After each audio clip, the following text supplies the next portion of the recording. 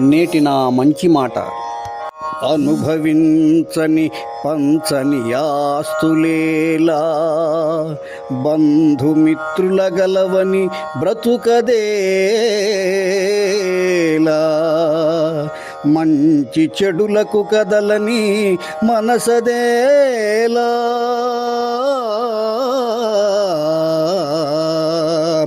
మరచిపోబోకుమెప్పుడు నా మంచి మాట.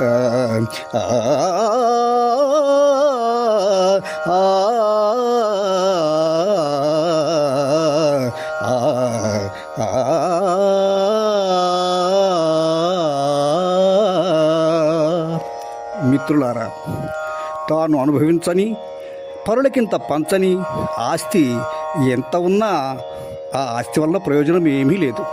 అలాగే తన బంధుమిత్రులతో కలిసిమెలిసి ఉంటూ కష్టసుఖాలను పంచుకోలేని బ్రతుకెలా అవుతుంది? ఇక మంచి చెడ్డలకు స్పందించిన మనసు అనగలమా? మంచి మనసుతో ఆస్తిపాస్తులను కష్టసుఖాలను అందరితో పంచుకున్నప్పుడే అది నిజమైన జీవితం అవుతుంది.